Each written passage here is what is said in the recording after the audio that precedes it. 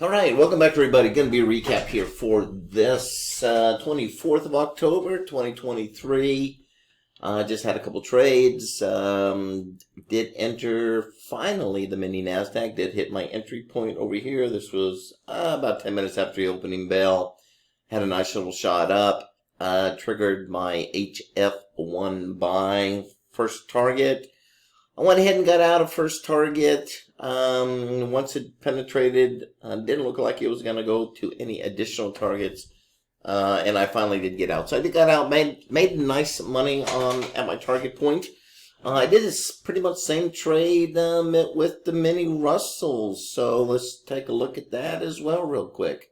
All right, very similar trade, except this trade came in early, came in around 20 after 8, came in before we started the first 30 minutes. I did mention this trade during our first 30 minutes of the morning show, and I did add right before the opening bell because we were starting the firm in some of the indices, and the small Dow was holding its game. So I figured we'd have a nice little pop, and that's pretty much what we did. So that's why I went ahead and I added to this.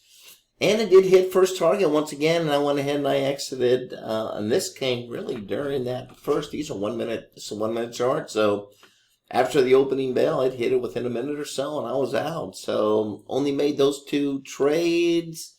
Nice little money though. Made some good money in Russell. Made some good money in Nasdaq. Pretty much similar in terms of the gains.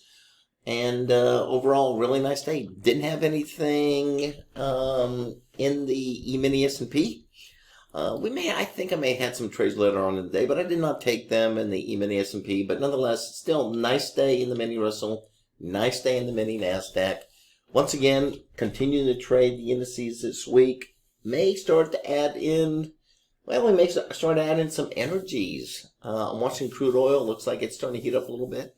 Natural gas slowly getting going. We'll watch that. Gold and silver's kind of dead, but gold seems to be heating up a little bit. So maybe by next week, we can do a little bit of metals as well.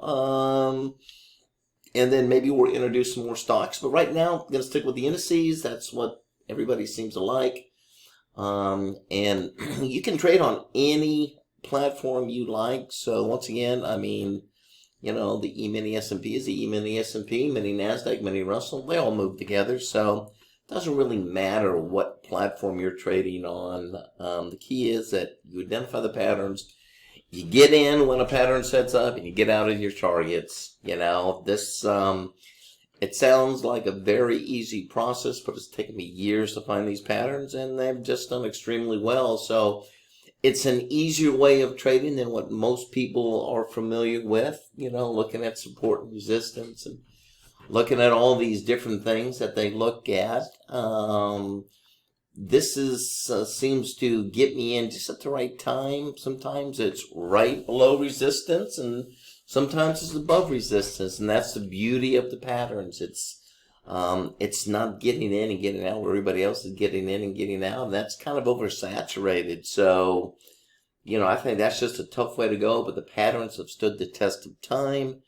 And like I said, you follow the patterns. You don't have to trade them all. I do trade 4 different patterns that I like.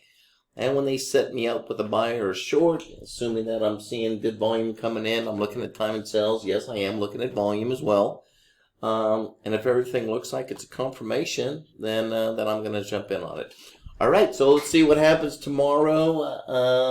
What is tomorrow? Tomorrow's Wednesday already. So, yeah, Wednesdays and Thursdays tend to be really good days. So probably going to have some really nice volatility coming in next 2 days as well. All right.